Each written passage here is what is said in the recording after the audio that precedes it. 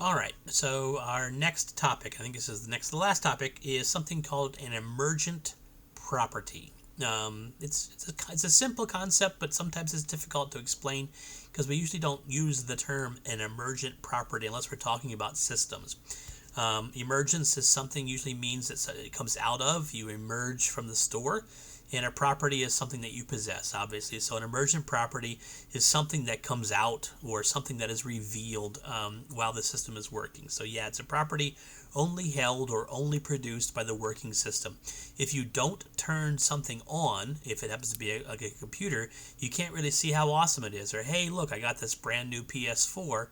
Let's turn it on. Oh, no, I don't turn it on. I just want to look at it. Well, you're not really getting the best enjoyment of what a PS4 is unless you turn it on and actually play a game. So actually playing the game and using it for entertainment is an emergent property of all of these nuts and bolts and resistors and circuits inside the machine working together is what makes the PS4 actually fun to play with. So there's lots of analogies. A winning team is not only characterized by the quality of the players. This happens all the time. I know that baseball is on hold because of COVID. If you're a baseball fan, you always talk about the salary cap. You talk about getting certain players on your team that are really, really top level players. They're getting a lot of money, and depending on how much the franchise has to spend, sometimes you can't get all perfect players because you wouldn't be able to afford all of them. But a good team might be characterized by how good the players are, but it's also characterized by how well the team plays well together. And the negative thing is if you lose the salary cap and now you get the best player from every team, put them together, maybe they're all prima donnas and they refuse to practice or play well with each other. Or in the case of basketball, maybe hey, I got to make every shot. I refuse to pass the ball and give somebody else an opportunity to make the shot. It all depends. If you are, again, a baseball fan and you watch the All-Star game where the best players are supposed to play from both leagues, usually that's not the most impressive game.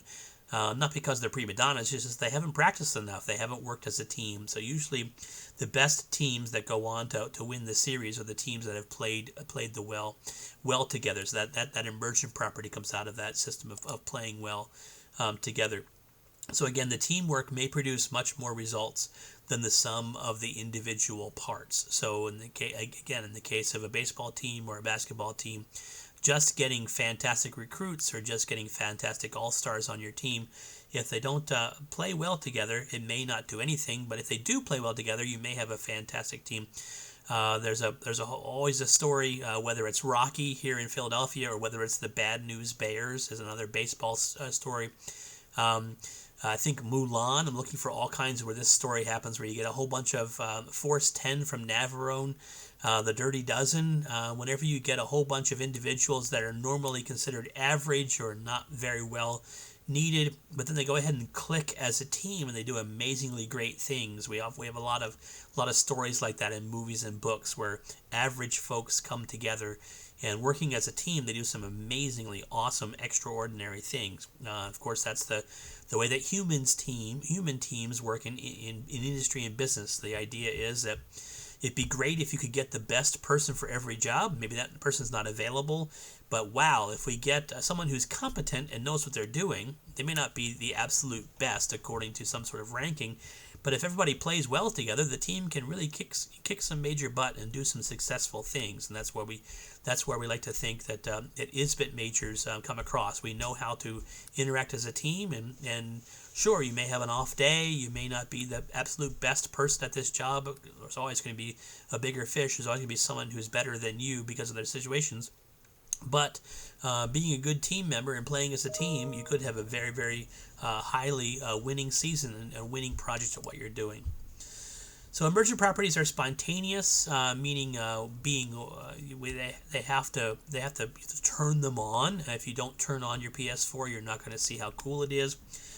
They're spontaneous outcomes of an ongoing process. Again, if the PS4 loses power, it stops being awesome. some very, very common things that often authors try to define in movies or literature or poems. What is life? What is love? What is happiness? One way to define life, love, and happiness is that they are emergent properties of being alive. They have to be reproduced continuously. If you don't turn on the PS4 and keep it on, you can't play it. If you don't wake up in the morning and take a breath, if you stop breathing, you're not going to be living. If you happen to love a puppy and you go ahead and forget to feed it for a month, that puppy is no longer going to love you. It may have run away, or hopefully maybe it's a Tamagotchi and now it's dead. Or happiness. If you don't do something that keeps you happy or makes you happy, you're not going to be happy for very long, which is a lot of the research we get into finding things. Maybe it's joining a gym, maybe it's joining a fitness company, and reducing some of that stress. We need to reproduce this all the time. So it turns out, again, the big important things is that the emergent properties must be reproduced continuously. So even if you have a perfectly awesome team, maybe you're the best baseball team in the city, the best football team, the best hockey team, the best soccer team, pick a team. You still need to practice. You still need to work together. You still need to play games. If you just say, hey, we're the greatest, we never need to play again, you're not going to be the greatest for long. You need to continuously reproduce this. So this concept of emergent property, it's a pretty short video from a professor, Ian Somerville. He's Scottish. He's a fantastic Scottish accent from the University of Lancaster in northern England. And what he's talking about when it comes to emergent properties, he happens to be a systems scientist. I thought maybe we'd hear something from him because he is somebody who's much better than me. I happen to know a little bit about systems science, but I'm no Professor Ian Somerville. But his sort of takeaway message before we even look at this is sort of be aware of what the system enables. So if you're working in a system or you're creating a system, realize that while the system is cranking along, these are the things that it's pumping out. And if it stops pumping out these things, then you know something is wrong, and we sort of fall back into this idea of being a problem formulator. So let's take a look at to see what Professor Somerville has to say.